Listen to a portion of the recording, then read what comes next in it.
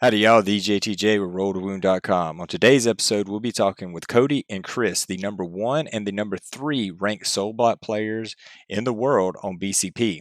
So, if you're interested to hear their thoughts, tactics, and list, stick around.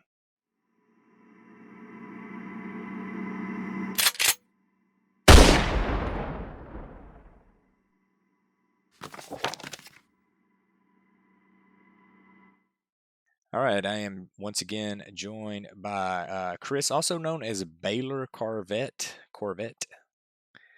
Um, when we put this video together before the weekend started, Chris was rated number 1 a Soulblight player. Is that North America or the world? I can't remember. It was global, yeah. Okay, and that's on Best Coast Pairings. But I guess something happened over the weekend, and Yeah, some other people got games in, so I've dropped to 3. So I've got some work to do to reclaim the title. you might know him from the forum on TCG in the Soulblight area, and I know he's real active on the Soulblight Facebook group. The AOS, I think it's a subgroup from one of them, and I always see you posting in there. So if you ever see Baylor Corvette or Chris on any of those, he's super helpful. Please ask him questions, and because he knows he's got some pretty good stuff to tell you.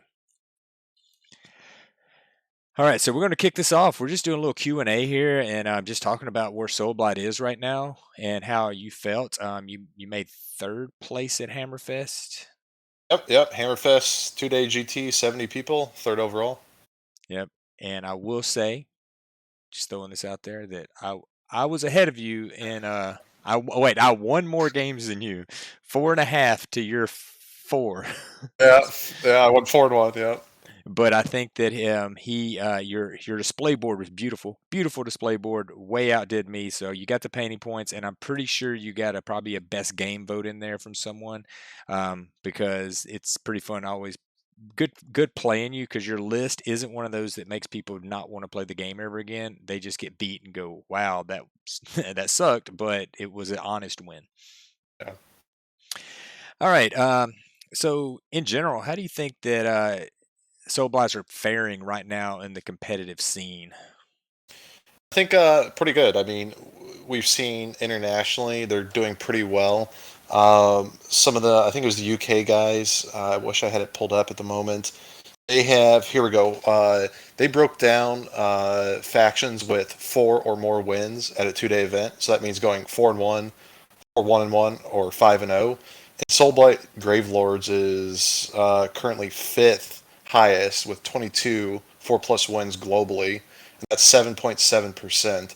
That's really close with Doc, who's right above them, Seraphon's above that, and Lumineth. They're all pretty clustered together. And then, of course, Sons of Behemoth is quite ahead of them with 12, almost 13% of those. So, I mean, the statistics show that Soulblight Gravelords are doing well. Back when you and I did some videos right when the book came out, we both were on the same page that this was written with 3.0 in mind. This was right before 3.0 dropped. And I think there was a lot of speculation on both our parts of how's it going to do? Well, then 3.0 came out. We saw how things were changed a little bit. Soulblight have pretty decent monsters. I mean, obviously you can build with Nagash, he is what he is. I try to stay away from the god models personally. But Prince Vordre is pretty decent. And the Mortarks in their own right can be decent. And then, of course, if you want to take a non-hero monster, you have Zombie Dragon Terrorgeist. So you have options to play with the current monster meta to get those extra victory points. Um, you have a lot of good options, in my opinion. You have shenanigans. By that, I mean the zombie pile-ins. You can actually get that to Direwolves through Belladama. So you can manipulate kind of movement with that, which can be useful in various aspects of the game. Whether that is just engagement out of turn sequence in the combat phase, potentially shenanigans with Unleash Hell or preventing it with Belladama's Lycan Curse.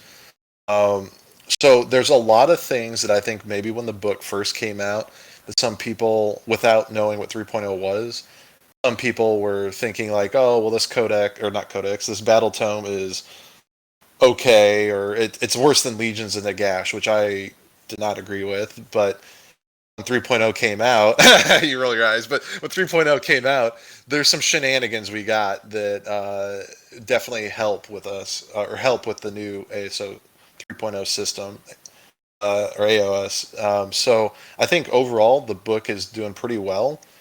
And I'll tell you what, one thing that I'm happy about, I don't know if the new Stormcast and War Clans book is any indication of what the, I guess you could say, true 3.0 books are going to look like, where you lose a lot of your command abilities on your war scroll. Things feel really watered down. I don't know if that was by intent for those two factions to maybe make them an introductory faction, or if that's the way 3.0 is going to go. All I can say is I don't expect us getting a new book anytime soon. So if 3.0 is going that way of simplification of command abilities and stuff, at least we get to play with our toys for a while before it goes away. Yeah, and the shenanigans is true. We played a game 2 weekends ago, and my zombies they were activating just to run away from your blood knights to get less pile-ins, to take less attacks. So that's a good tag. And of course, you've got to measure that all out. It's got to move to a closest unit, but you can move those zombies away from people to keep them alive too.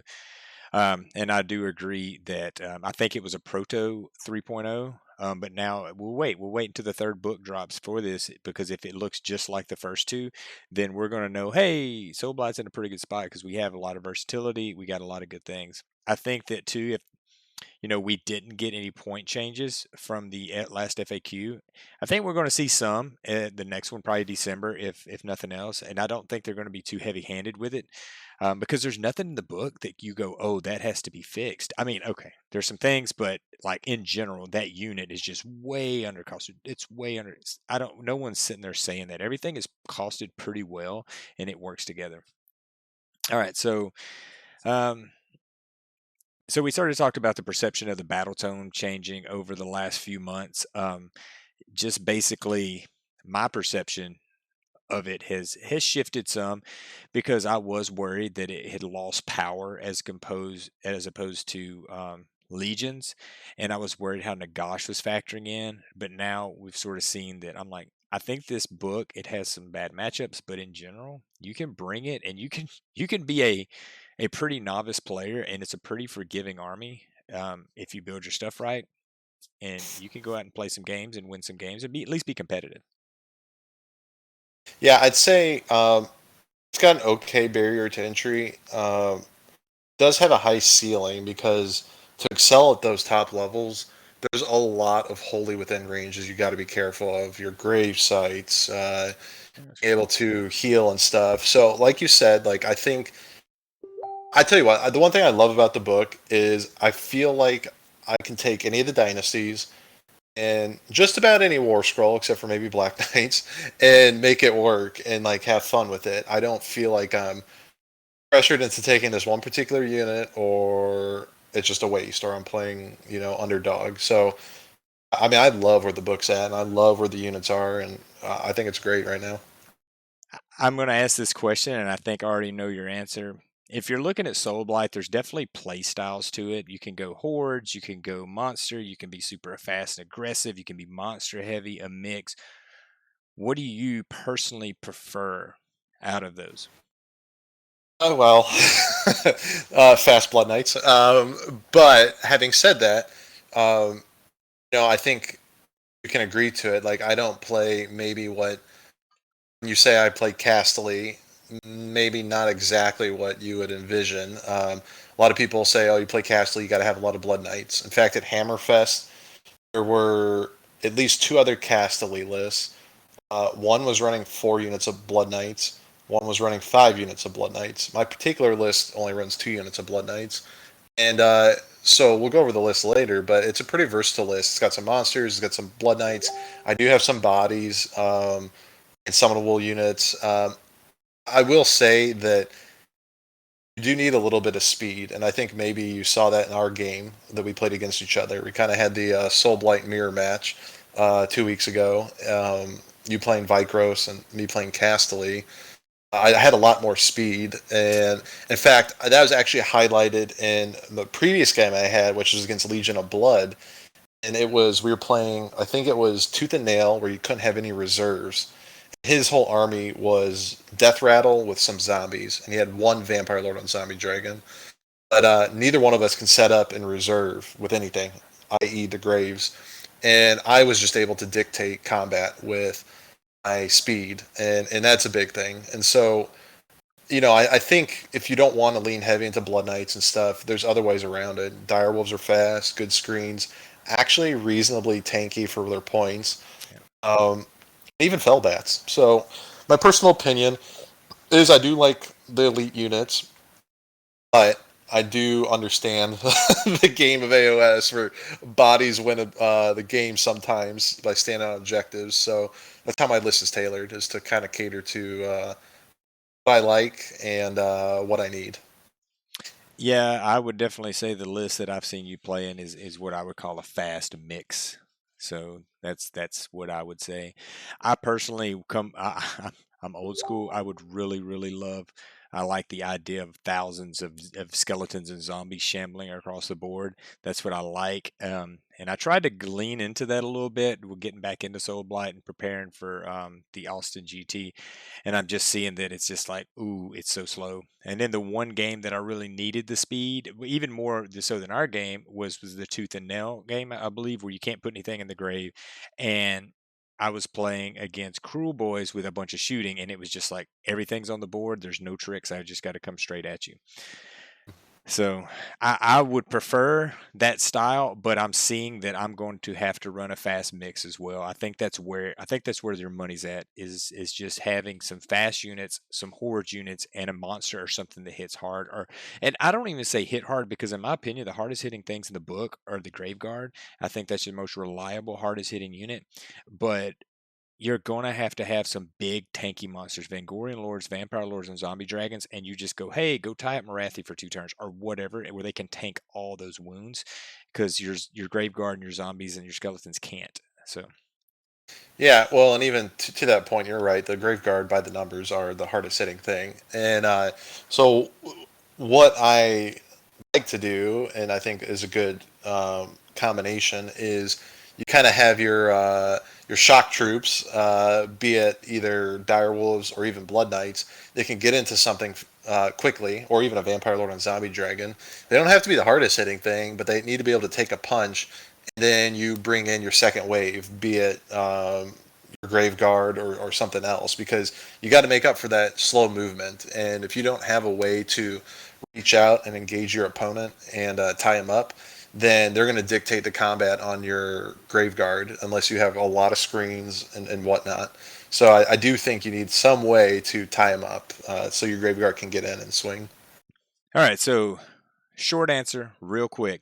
What is the best value war scroll in the book?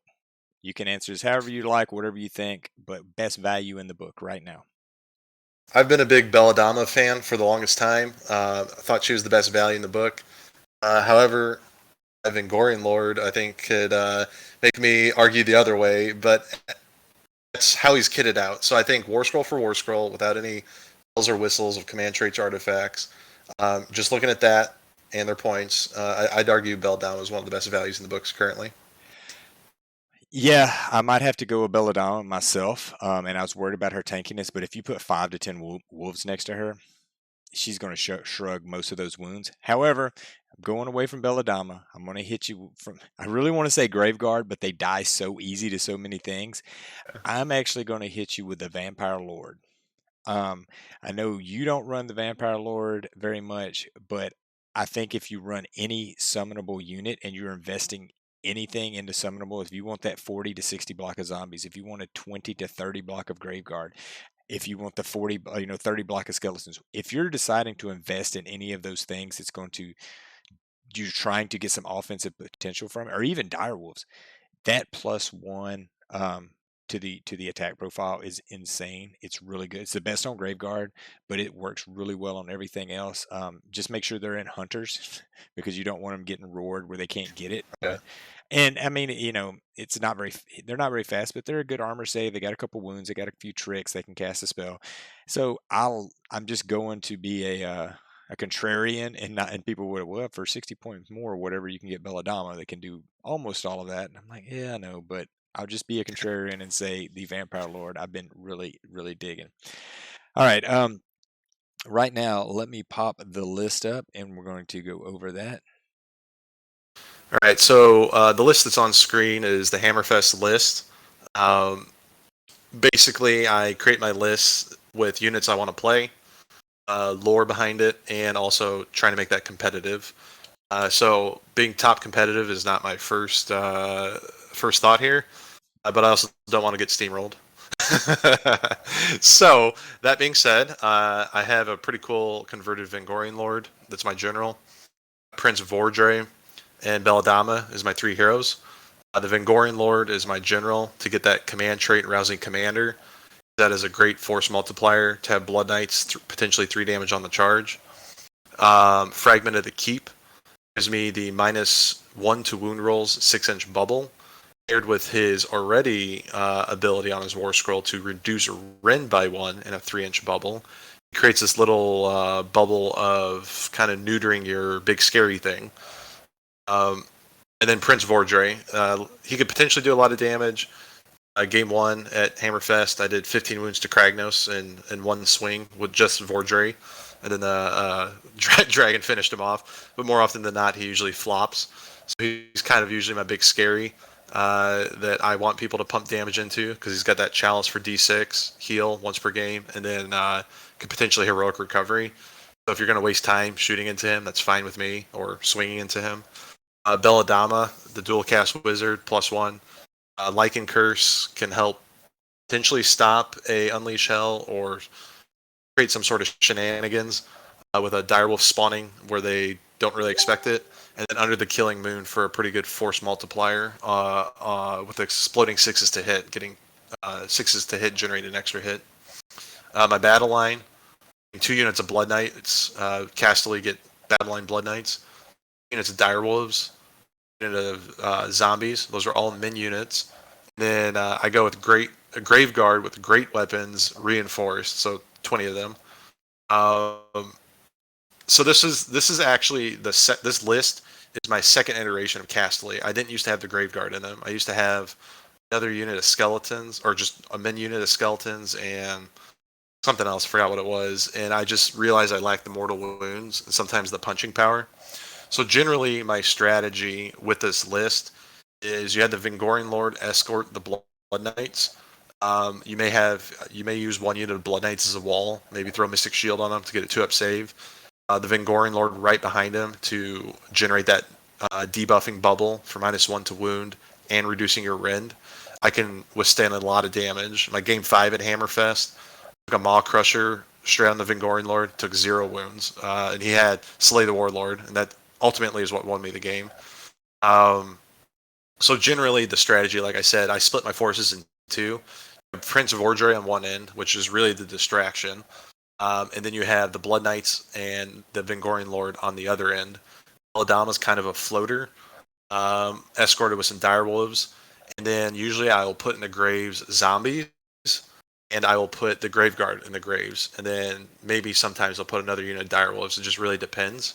The strategy being, I usually place 2 grave sites deep in my opponent's territory. If there's objectives on their side of the map, then it will be in range of their objectives.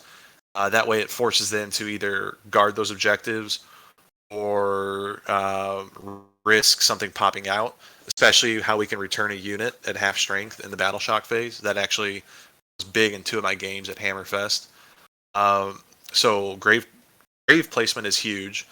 And then usually the Graveguard will pop out maybe round 2, sometimes late as round 3. We talked about their slow movement speed, so I like to get things up in my enemy's face. Prince of Vordre, Blood Knights, Vengorian Lord, help tie things down, lock them down. Then the Graveguard come and try to sweep up and clean up. Occasionally, a little cheeky tactic I like to try to do, although it failed against our game 2 weeks ago, was make Belladama a monster with Metamorphosis. Yep. So round 1, you run the Vengorian Lord, Prince Vordre, and then her if she's a monster. You get your battle tick, you get bonus point because they're all 3 monsters at that point. You can kind of get away with that a lot of times because this is a double battle regiment list, so it's a 2-drop. A lot of times I'm dictating turn order, so a lot of times I give them the first turn. I don't really take much damage. They usually play conservative, so I may not really get much into it first turn in terms of charges. So I'm totally cool clustering my 3 heroes together and then not engaging. So it's a way to get a little secret point there with Belladonna being a monster for a turn. Um, and then occasionally I will outflank my Blood Knights. To be honest with you, rarely do I have them come in behind my opponent. Generally, they just come in on the side and meet up with my other Blood Knights. But by doing that, makes my opponent double guess what my motives are, and I don't really want a Blood Knights coming against your 5-wound hero or some backline objective. And frankly, if you leave that open, then I will do that. But smart opponents usually block that off, and so they'll just basically make you honest when you're deploying your army. All right, so I have a closing question for you. The closing question is, everybody in the whole world, every Soulblight player that plays in a tournament, how do you deal with megas? How do you kill the Gargants, the 4 Gargant lists? Well, I'll tell you what. This list has lost me 2 games. One of them was a 4 Mega Gargant list, and it was actually a really close game. The Amulet of Destiny, giant is really hard to fight, and so honestly, you have to have the bodies to screen them out, which this list kind of does. You have to pick and choose your battles. The Vengorian Lord in this list really neuters a Mega Gargant. You and I played against each other. You're using a Mega in your list, kind of shut down your Mega. I think you killed 1 Blood Knight and did a few wounds. So you need to. Yeah, 1 Blood Knight and 4 wounds to the Vengorian Lord through like 2 or 3 turns of combat or something. It's just ridiculous. So it's the answer to your question is concentrated firepower, and you can lock them down with the Vengorian Lord, maybe a Mystic Shield on Blood Knights. You you can't engage them all, so you really have to be careful with your engagements and trying to zone them out with zombies and whatnot. So that's my advice: is make sure you have the bodies and watch your placement and where you put things, and be careful of what you engage and when you engage it. I agree with this list and seeing a lot of Soulblight lists. You're going to have to pick and choose your battles. The Graveguard can probably put, I mean, depending on how they hit and everything, they can put 25 to 30 wounds on a Mega. But like you said, you have to take them out one at a time. If not take them out one at a time, lock one down with something that's expendable for a turn, or just shield. If you use your dire wolf, well, they're going to step over, so you have to be very careful with when Yeah. you screen a Mega with Soulblight. You can't screen like you normally would 3 inches away or 4 inches away and say, haha, I blocked you, because they're going to step over you. You've got to screen yourself from them, if that makes any sense. So you're going to put your dire wolves 4 inches away from your Blood Knights, so that way that the Blood Knights are shielded from that Mega. Let them crash in and kill it. All right, I'm here with Cody. Cody is currently #1 Soulblight player in the on BCP in the world. He just, as we just saw earlier, he had jumped Chris, and he's here to talk some Soulblight Gravelords with us. Cody, say hi to the world. What's up, guys? All right, so we were just discussing, having a little chat, and you were just sort of telling me how you got into the game. Can you just tell everybody what you were doing before you started playing Age of Sigmar and how you got into Soulblight? Yeah, I was actually a 40K player. I love playing Adeptus Mechanicus. Ironically, I got out of 40K just before they got good. Um, so, Age of Sigmar always seemed fun. A roommate got me into it as a casual player, and I just wanted to play, big stuff, killing big stuff. So I started out with, honestly, Flesh Eater Courts. I built my army from there. Like one of my dream models from the old game was Ark in the Black, so I bought him and then built the vampires. And then, they released Soulblight Gravelords as the 3.0 codex to be, and yeah, that's when I decided to try my hand at playing them in like a competitive environment. Yeah, and guys, if you haven't had a chance to look his BCP standings up, and if you don't monitor all the GTs and the winnings and who's doing really well, that's how sort of came across him. That it was just been tearing it up lately, and Yeah, that's sort of why I called. And that, and you had a mega in your New Orleans list, and I'm trying to make a mega work in my Soulblight list, so I thought it would be a good thing to bring in. Yeah, for sure. I really like the Mega in the list, and I think he brings a lot to the table. Most of it in the form of just Rend 3, which is something we don't really have access to outside of just Vordry on the charge. All right, so we'll get into some questions. In general, how has Soulblight faring competitively, you think? And so you've been winning a lot of GTs, but in general, when you're looking at the meta as a whole, how do you think they're doing? How do you think all the players are seeing them? How do you think your opponent sees them? Um, I think honestly, a lot of people view Soulblight Gravelords as a, probably a bit of an auto win, depending on the pilot, just because if you don't, it's not a very forgiving army. If you don't build them right, they just don't do everything nearly as well as other armies that do those things. Like if you split up and diversify and have, like Vampire Lord on Zombie Dragon and, scattered out like that, like they just don't have some of the punching power or they don't have some of the staying power. So it's a very specific formula, I feel like, that makes them work in the current environment. But there are definitely a lot of meta lists out there that are much stronger. Like I think, the Zinch list, however you want to flame it. Um, and of course Mega Gargants are just tearing it up and they're just, bullies. So I think it's definitely probably not one people expect to see, at the very top at, GT levels very often. So you said that you came in from Legions of Nagash, right? So when this battle tone first dropped, what was your perception like day one, week one, month one perception of the list? And then how has that changed over time? Well, the very If it's first changed. Oh no, 100%. I started out I saw the new Blood Knights. I saw what they were in the, codex and like how they changed, and I immediately bought like 4 boxes of them. Like I was all in on Blood Knights, them and Vordry, Castellite Dynasty was going to be the way to go. But the more I played it and the more I got into the more competitive side of things, I started seeing a lot more of those Zinch lists. The current meta is rife with them, in my area at least, and just if you don't have some kind of way to get around just mortal wound spam, you're just going to get picked up. And of course, Blood Knights don't do that very well. They don't have any recursion, and that's one of the things we're good at. And they just, the Zinch list would chew through them. And then if they got hit by something like a Gatebreaker Mega Gargant, they're just going to crumple. So I migrated towards something that was more resilient, not in its armor save, but just the number of wounds you had to get through. All right, and well, our previous conversation with Chris, my Gatebreaker only killed one, but there's a long story to that. But they could. I agree that the armor save is where they're getting their benefits in the Blood Knights. However, there is very little mortal wound protection for them.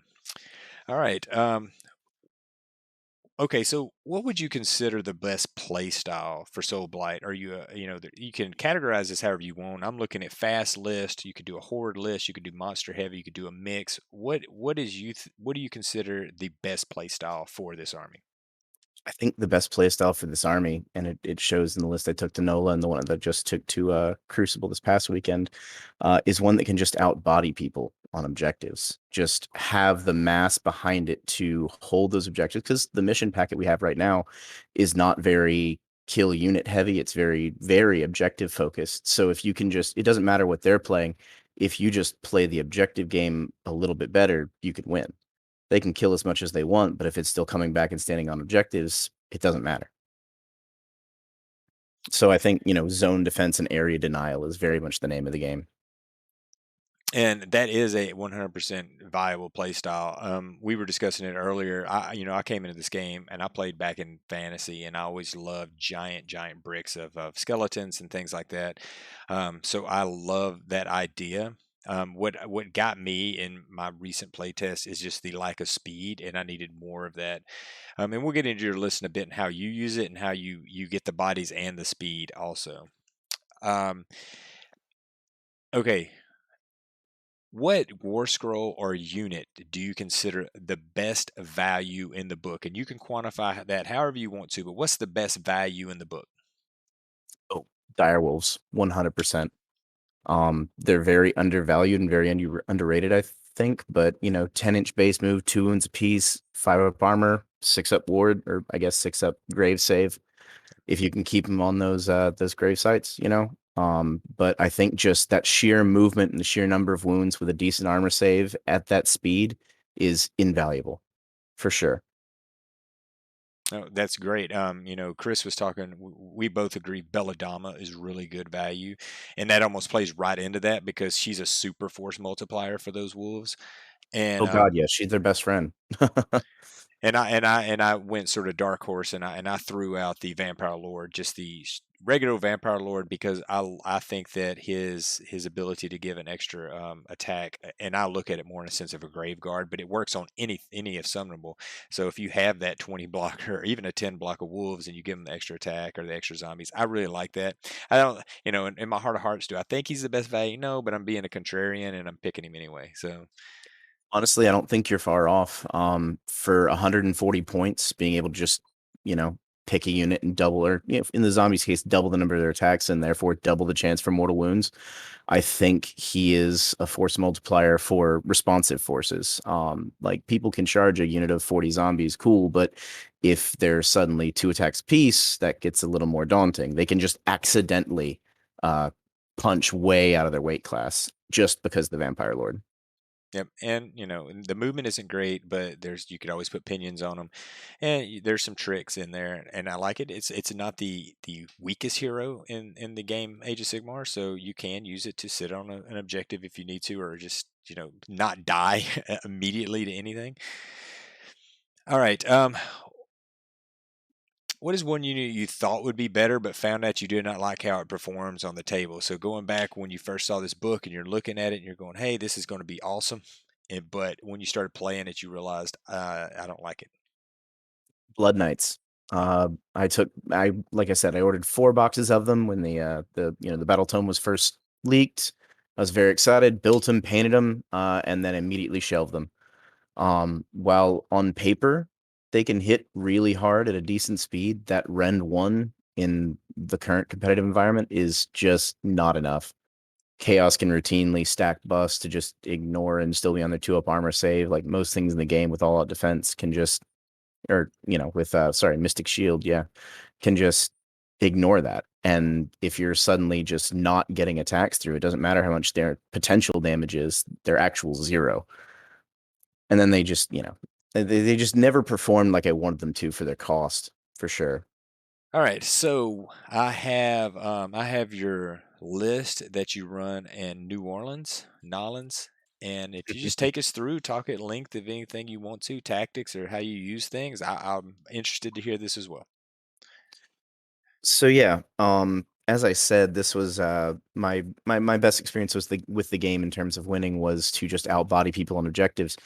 Now this list, the Deadwalker zombies can be chewed through pretty effectively, so can the characters. So my main tactic in building this list was to make sure my opponent could not get to objectives and could not hold objectives.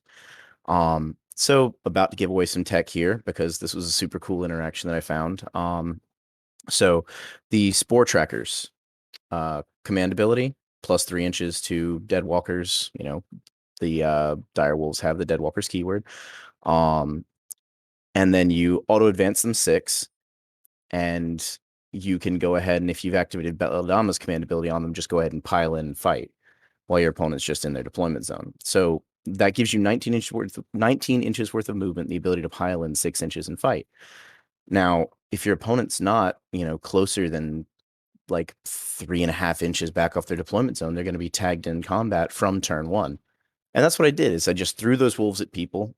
And even if I didn't do that, I just spread them out and make sure they couldn't get out of their deployment zone just until they got through that huge chunk of wounds. And it's been a pretty good tactic. Just it doesn't give your opponent enough time to catch up in the later rounds of the game on points. And as when I really looked at your list the first time and started breaking it down, that was my first question. What are you doing with 30 dire wolves? And then once you started told me, it was so funny because there's probably somebody out there right now getting a pad and pencil out, like tracking how, wait, if it's a 10-inch plus a 3-inch plus a 6-inch, how many, oh gosh, this is the threat range plus another 6-inch. So I literally tracked that out and I was looking at ranges. Well, okay, how fast can Belladama move to keep up with this bubble? And I started really digging into that and going, oh, that is something true. And coming from Zinch and being a horror, a Horus player that I used to use in chain shows all the time, that's that's a viable tactic that I would always do. I've just never really thought about a first turn mass body lock you in Soul Blight. So it's interesting to see that working. It was actually an innovation I picked up.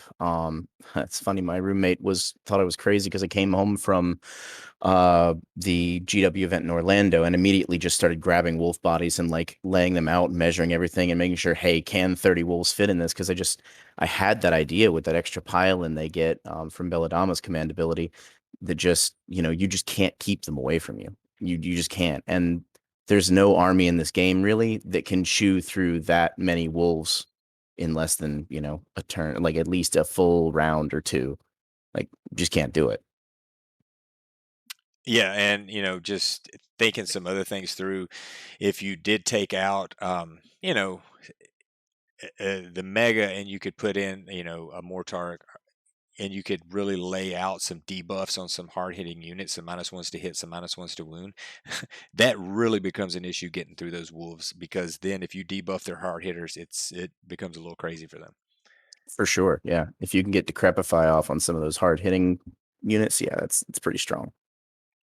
All right, so and what drew me to this list is obviously you've got Belladonna, and she's going around with the dire. Are you pushing her up too to support those 30 dire wolves, or what? Yeah, she goes right along with them. That way I've got Lycan and Curse in range. She can stay, under the Killing Moon to support the wolves if I can keep them, compressed enough. But she is a very handy support system, and she's pretty safe up there, passing off wounds on a 3-up. Yeah, do you run the other 10 behind her to screen her out to give her another wound pool, or you're just straight feeding off that 30 with her?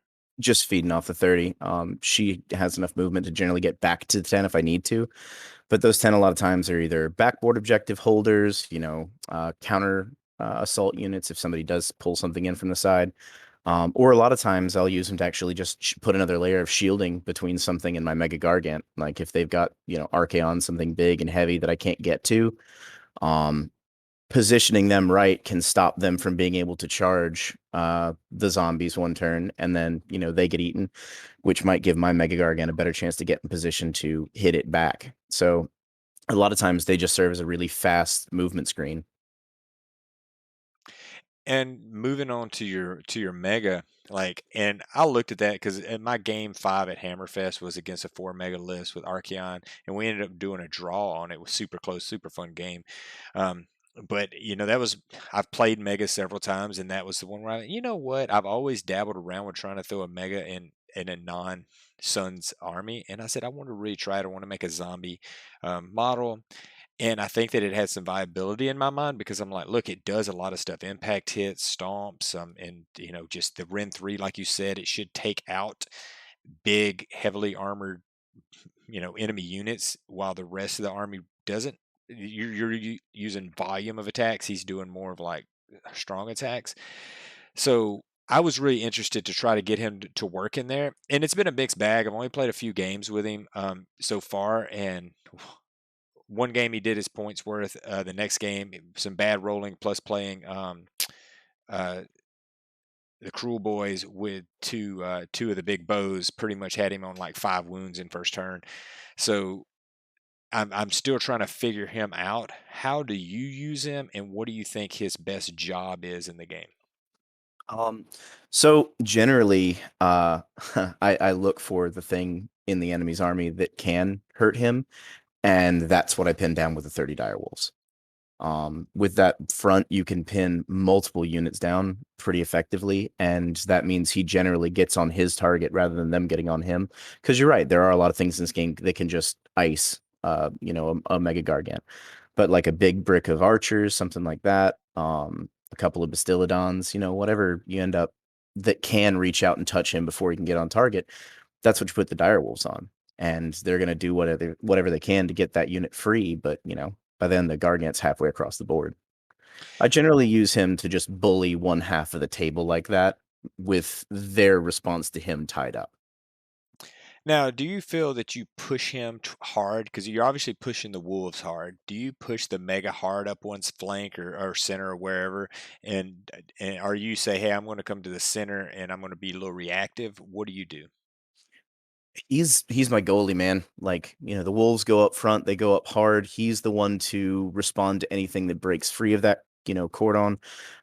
He's there to go with the zombie unit to the other side of the board just to make sure that nobody wants to tie up with the zombies.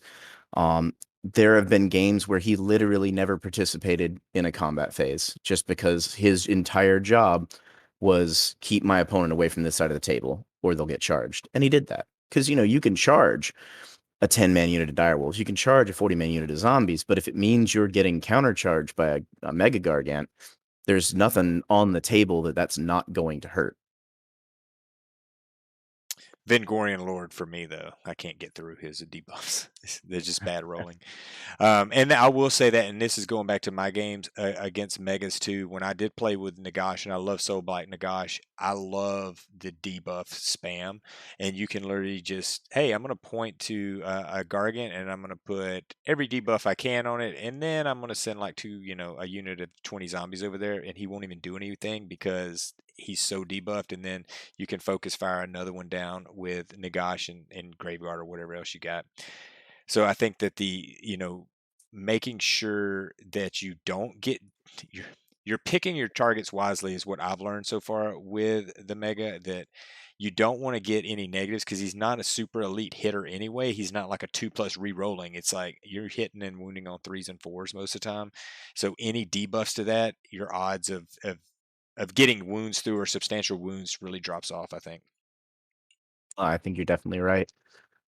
He is really good at just sitting back and throwing rocks at people too. I've had him do that in many games. Yeah, it's another. It's 4-wound character, throw. it's one of the it's one of our few shooting attacks in the whole book. And it's a real big rock. All right, so on that topic, and do you have any other comments you'd like to talk about, or your list, or anything? And what? Um, Okay, so we didn't talk about the necromancer at all. What is the necromancer doing?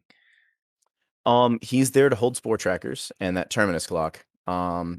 He's basically there to blend into the zombies and just allow me to continue using that buff and give me access to another caster because, he passes off wounds to them. We have in my local meta a lot of players who are very fond of sniping characters. So I'm generally very gun shy about running characters that are easier to just pick out of a lineup. Like, honestly, the Vampire Lord is a bit of a liability because there's very little way I have to protect her. The Necromancer and Belladonna can both pass off wounds. So he's there to hold those buffs and make sure they stay in the army as long as possible. And can you? So we sort of talked about the terminus tracker, spore tracker, and what it does. Tell me about the terminus clock. It's not something that I was super keen on. Why are you taking it, and what are you doing with it? The terminus clock really just kind of helps balance me out in the matchup against Tzeentch armies. Like, I can't really out punch them in terms of magic.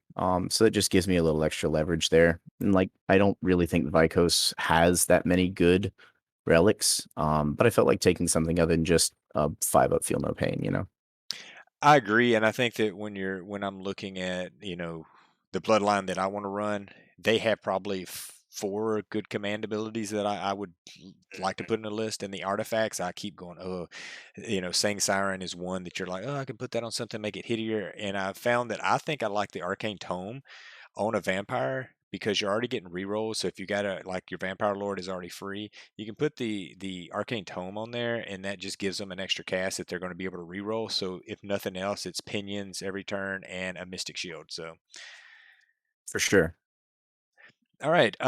So sort of on the topic of megas, because that is the topic of the day in most tournament circles. How okay, so how do you specifically deal with them with your list, and how do you think that Soul Blight deals with them in general, or could or should? Um, so honestly, my best chance at beating Gargants, and it worked, the games I used it, was just to keep the Gargants away from the objectives entirely. Shove the wolves in the way and then, outbody with the zombies. So it doesn't matter if they count for those big double-digit numbers of wounds if they can't get within 6 inches of an objective. A group of 40 zombies can just take up a ton of space. They activate their first, attack profile. You pull the zombies closest to them and pull them out of combat. Next turn, you just don't move the zombies and they have to recharge them, or you just move back up to 3.1 out. So you can just outbody them. Like the Kraken Biter Mega Gargant, he shouldn't be able to deal with 40 zombies in one turn, not effectively. The others can, but it'll at least buy you turns. Then you summon behind those, and I've done that several games. Is just put a unit of zombies in the way, let them die, and then if when I get the other unit back from them resummoning, put it in the way next, and just give them speed bumps. Never let them come across the map. And and that is the way to play. You have to outmaneuver. You have to outmaneuver, and hopefully they don't go first turn one and then get on all your objectives and are on your side of the board, or holding everything mid ground, because then it'll put you behind the 8 ball. How do you kill them? Are you able to kill them? What is your best bet of killing a mega in this list? Best bet of killing a mega is my mega, honestly. Just position with the zombies to where they can't come within 3.1 inches of him. Make sure I get the charge and just hit as hard as I can. Back it up with wolves and hope to peel off the extra wounds if it survives. But killing him isn't really the name of the game, honestly. The wolves are fast enough that you can get them in the way immediately, and the whole list is structured to be very low drop, so I generally outdrop the Gargant's players. So I'm generally gonna be going first. So you put the wolves in the way, you put the zombies behind that, and you just never let them participate in the game. Like, you lock up those guys back in their deployment zone, and then you just hold them there.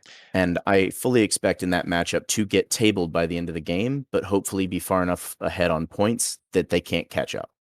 How do you deal with them stepping over? Because they have, if even if you locked them, they can still move out of combat. They've got a 10 or a 12-inch move, and they can just step over your units. How do you deal with that?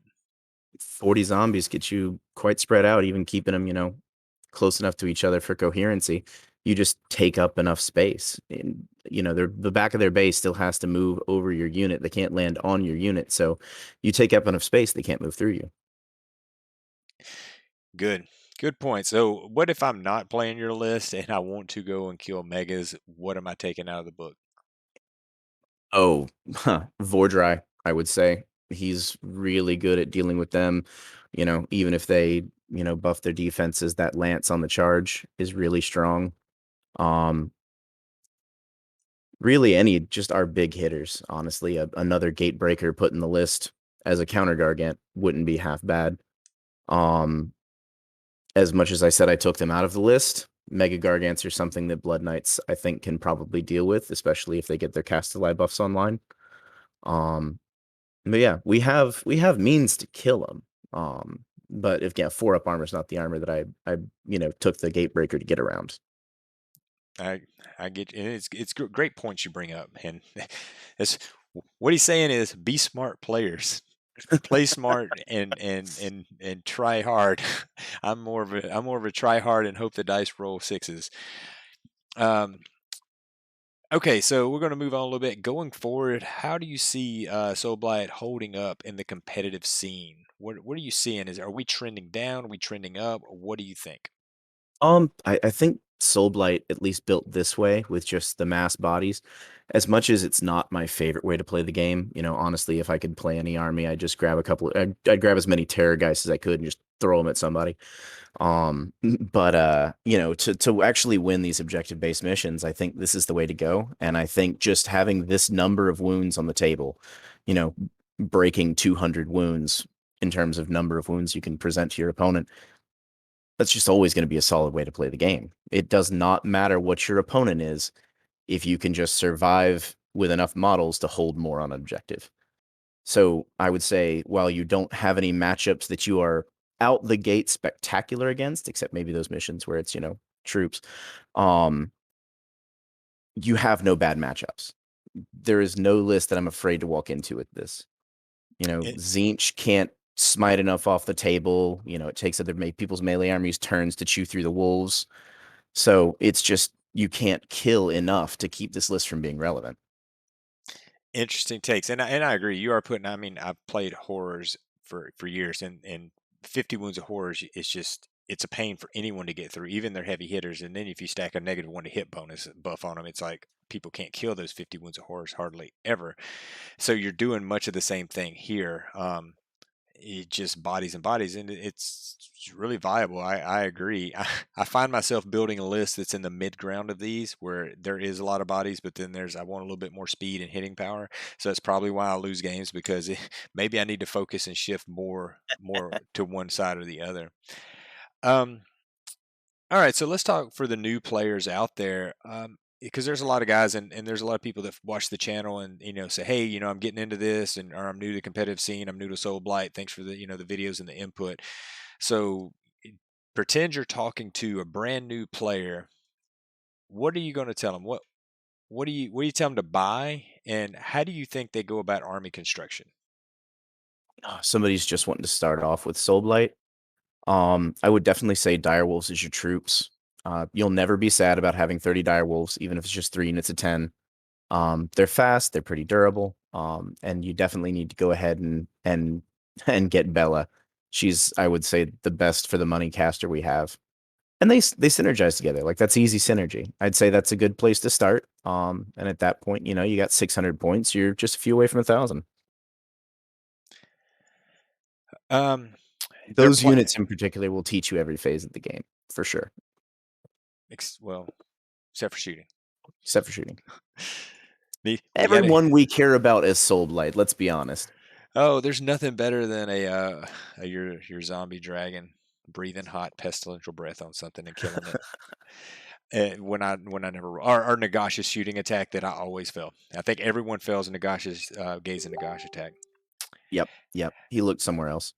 All right, so let's talk about Graves for new players. And this is actually a question for me and advanced players as well. Chris talked about how he uses Graves. He likes to, and I've seen this firsthand when I've played him, he likes to put 2 Graves really far back in your deployment zone, somewhere where it's really it's in that zone where you're like, it's not close to an objective, but it's really far back here. So I have to know that if something comes out, it's going to pull me way out of the fight, or it's going to be way out of the fight, but it's there to harass me and make me aware.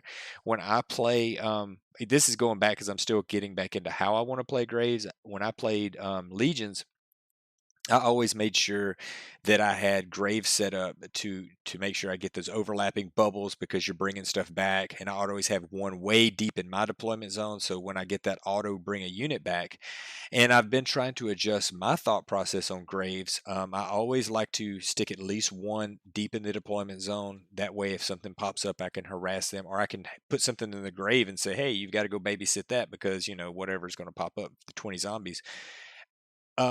I tend to put the other 2 mid board. Maybe if I get I'm not out dropping people with the list I've been building, so I like to sort of put a mid board. So hey, if they give me the first turn, maybe I can pop something out to take those center objectives if we're playing that mission. What do you do with your Graves, and how should we be playing them? I again, I think me and Chris very much differ immediately in our opinion. I put mine right on my front line. The 2 that are in my deployment zone, I put right up front, closest to the 2 objectives that I'm going to be supporting with them. The other one I put way right up on my opponent's line, where those direwolves are going to be landing when they get across the board. And then the other one, I figure out where on the board is going to be the most important spot for me to need to get reinforcements. And I put it out somewhere, either left field or right field. Just based on where I'm putting the big block of wolves, based on where I'm putting the giant, I generally put it on the side the giant's going to be on, just so I have more flexibility and where I can use its abilities for sure. All right. What is some pitfalls to avoid for the brand new Soul Blight player? What do they think? I guess the way to put it is, hey, I think that I can do this, but then in reality, they're not going to be able to do that thing. The army just doesn't support that. Honestly, I would say if it's not a character on a monster, just leave the monsters at home. Your bone stock, vampire dragon, your bone stock terror guys aren't going to do a whole lot by themselves. They're not very resilient compared to some of the monsters that other armies have access to. They're certainly not, anywhere near in the caliber of like a Leviathan. But those big scary monsters look so cool, and that's a huge pitfall because they look so menacing. But if they don't have a character on them, they generally just don't have enough attacks to really participate like they need to. They look scarier than they feel coming at you. So that was a huge pitfall for me. I've got, 5 Terrorgeist and Zombie Dragons in different arrays up on my shelf. They're just gathering dust. Oh, so that was a hard learned pitfall for you. Oh yes, oh yes. And it's Door funny. is where I started. Oh yeah, a lot of this desk players, like I've got a Feck army too, and that's the way I wanted to go. And by the time I've got all the units built and stuff, Gore got nerfed and wasn't really doing what they were doing originally. That was 2 weeks after I paid for my Gristlegore army. It happened. So maybe me and you do not need to play the same army because it looks like we put the nerfs out there. Get the Nerf bat.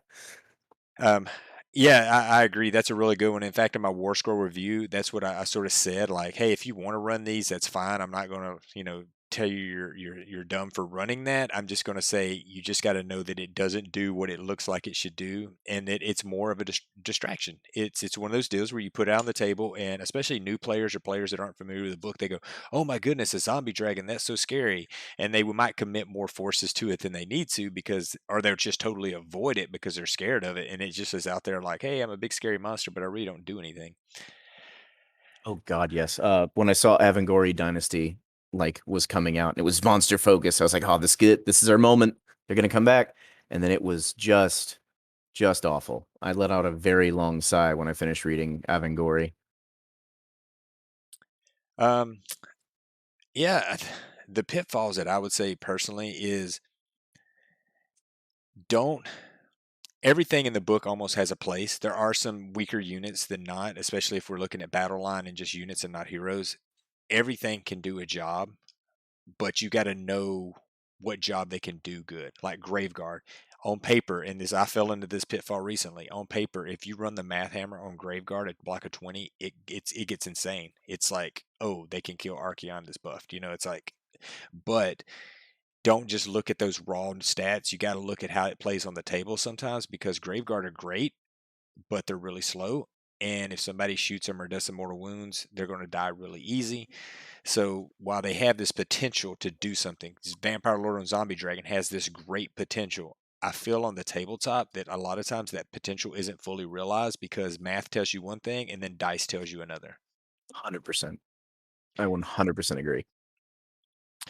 All right, so that's all I had for you. Do you got any other closing statements? Is there anything out there that you need people to know? Not really. Just I guess my biggest takeaway from all this is I this whole list started with me just doubling down on the idea of using the army that I liked, the one that I was really passionate about, the undead, and just I'm gonna make this work. I didn't buy another army. I didn't go to something different. I looked, I found, I dug, I tried different things in different combinations. So I guess yeah, my takeaway is if you really, really like an army, figure out how to make it work. I think they've all got some cool toys and just play what you enjoy and it doesn't make it such of a burden. It can be a Oh, lot of a burden to put together an army, especially when you don't want to play. well, JTJ is getting a dose of medicine right now. And I've said this 100 times that if I actually just stuck with an army and found what I liked and what was good and played it and played it and played it, I would have a much better win rate. But I am constantly in a cycle of switching armies, switching whole grand alliances, and then I have to learn a whole new system, figure out what works, what I like, and by the time that happens, I might get some wins, get a win at a tournament, and then it's on to the next one. So one day I'm going to settle down. Somebody's gonna make me an honest man, I guess one day. Oh man, that was very much me as well over in the 40K side of things. I have probably 6 or 7 armies for Warhammer 40K that are 3-color tabletop. Put them on the shelf, play them one event, put it away, move on to something different. So yeah, I feel you on that for sure. Well, somebody has got to afford all those big bonuses all those GW execs get, I guess. Hmm. Well, sir, I appreciate your time. I would love to have you back on the channel in the future. This was really, really enlightening. It was great to talk to a Soulblight player that's not one of our locals or not in the area. So I'm getting a great new perspective, and I hope, and I honestly think this is very helpful with the your commentary on Soulblight and your list to players worldwide. So, 100%. Thank you so much for having me on. all right, and that does it for this episode. Thanks for watching, and y'all be good.